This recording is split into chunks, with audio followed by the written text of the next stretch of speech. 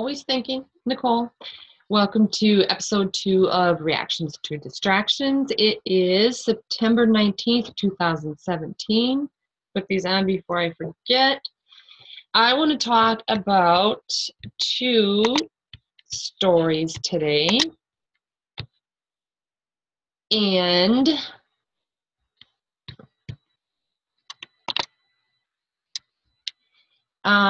the first one has to do with the storm surge from Hurricane Irma. The storm surge that, from what I can understand, never happened. I just went on I went on the news before this morning and was looking for anything about these, 9-foot, 10-foot, whatever storm surge waves that we were supposed to get, because that was their biggest concern with this, was that the storm surges during the second half and after, the hurricane went through.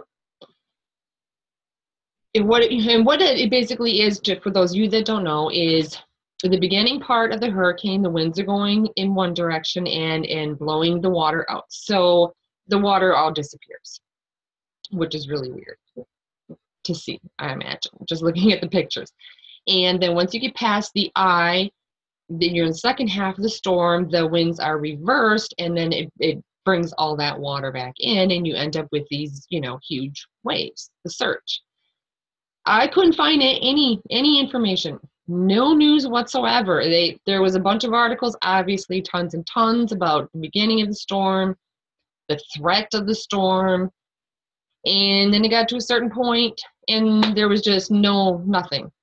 Then they just stopped talking about it and then talking about the next storm. So the first article, water is vanishing from bays and oceans surrounding Hurricane Irma. Irma is expected to cause a life-threatening storm surge across hundreds of miles of Florida coastline, which might lead some to wonder where all of the water is coming from. Well, these rising tides are coming from nowhere. Across the Bahamas and into Florida, multiple reports of disappearing oceans and bays have popped up on social media.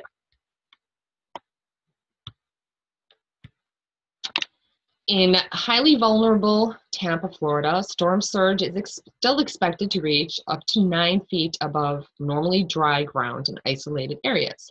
However, ahead of the storm, strong winds and the nearby low pressure system are pulling a significant amount of water out of Tampa and Hillsborough bays. Now, this was a few days before the storm, and so that's why they're saying it's still expected. And you can see the pictures here of, where there's supposed to be ocean, lots of water. I will play this for you guys just because it's cute with the dogs, but it will give you an idea. All right, so we are about 200 yards off of Bayshore Boulevard. This is normally entirely underwater. And that is downtown Tampa. So you can see what I'm talking about with the water just disappearing. Oh, and I can't see that again. Another area is in Brazil. From the shores of Brazil and Uruguay, the water flowed off and on the coast of Chile. Huge waves, that's their title. Strange and frightening events occur in the ocean. August 13, on the coasts of Brazil and Uruguay, the waters of the Atlantic Ocean suddenly retreated from the shore. The water simply left, and in the Pacific Ocean, huge waves poured down on the coast of Chile. Despite waiting for the tsunami, it did not follow, but a couple of days later, on the Pacific coast of Chile, unexpectedly struck huge waves. Apparently, I can't talk today. Sorry, guys. Are these 2 events interconnected? Meteorologists, scientists, and world mass media do not cover the situation and do not comment at all, which is a little bit weird. And I will show you a little clip here to give you an example.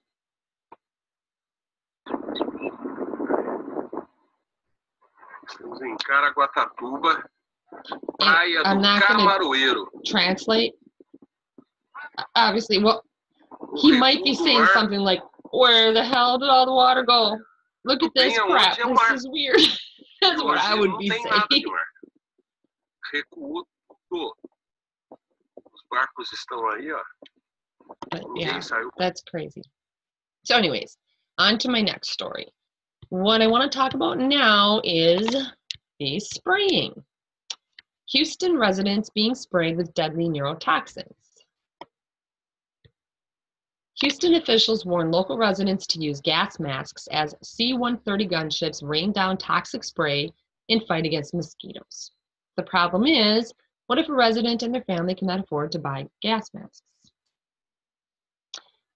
Well, and then the first thing that popped in my head is, yeah, they don't even think you have to worry about that because really, do they have enough gas masks for everybody, even if everyone could afford them? A serious situation is developing in Houston as people operating with orders from an unknown source. Not sure I know what that means, but it sounds weird. Are spraying a highly toxic substance banned in several countries on the people of Houston. And of course, it's banned in several countries because lots of other countries will ban shit that they know is either extremely harmful to humans or lethal to humans, and the United States and the FDA and so on and so forth just say, no, sure, it's okay. We only ban the stuff that's good for the United States people. And I'm gonna be quiet now and stop going. Go off on a little tangent. The neurotoxin that the Air Force is using is called, I hope I'm pronouncing it right, NALD, which is in the organophosphate, I probably didn't say that right, category of insecticides. And the EU banned NALD in 2012 out of concern for its extreme toxicity. The scenarios evaluated in the human health risk assessment as well as in the environmental risk assessment showed a potential and unacceptable risk, wrote the European Commission in its ruling.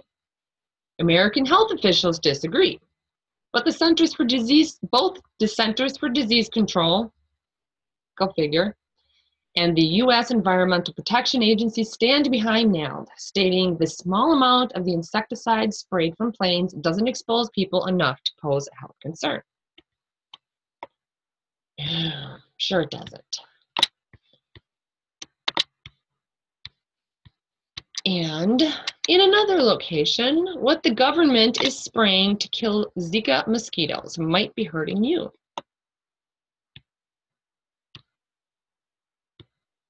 Airplanes have already been flying over Miami, spraying an EPA-approved insecticide called NALD, a neurotoxin that kills adult mosquitoes. But some scientists say high exposure to the chemicals used in NALD can have negative long-term health effects for humans. Several studies have already shown that NALD kills bees and butterflies, which are important pollinators that help with agriculture. So let's make all the people sick and then just get rid of the pollinators. But it's not just insects. There are other studies that suggest the chemicals in NALD could be harmful to humans. And in testing in animals,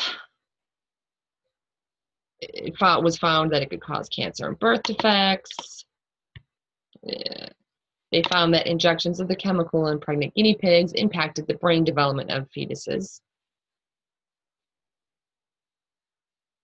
I'm biting my tongue right now. If you ever see me just pause like that, because yes, Americans need to be more dumbed down. And here's the interesting, well, let me make sure. I don't think I had anything else highlighted. No. Here's the interesting thing. When I looked up North American mosquito diseases, so you can see here, you get the different types of encephalitis, West Nile virus, dengue, yellow fever. Nothing about Zika. Then I went to CDC. Now here I had to do a double take.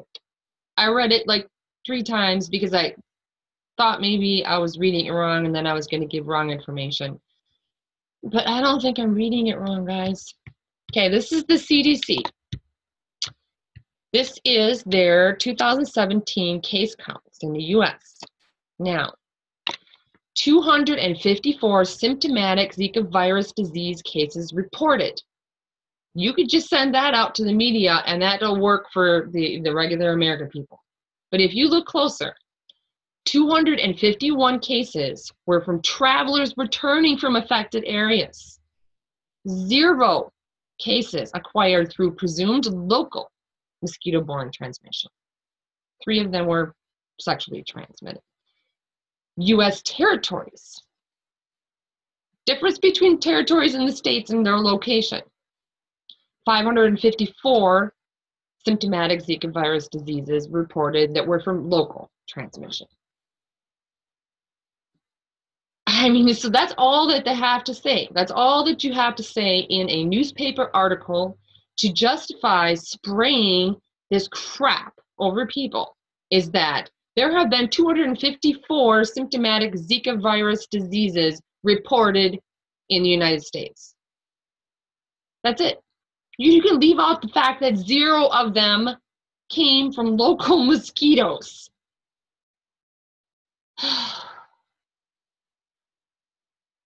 That's all I have to say. So anyways, guys, if you have, I'm stumped about the whole water thing, because I don't understand where did the water go? How come we got all sucked out and it didn't come crashing back in like they said? What, did it just trickle back in? All gentle like? I don't know. If anybody that lives down in Florida, did you see some surges? Please post in the comments down below. Tell me I'm wrong. I have no problem with being wrong. I'm wrong a lot of times. That's why I basically tell you guys, don't take my word for it. Do research. I'm just throwing this stuff out there, give you my opinion. I will put links, as usual, down in the description for this stuff. And I should probably stop screen sharing. And I guess on that note, I hope that you all have a great day. And I will talk to you later. Bye.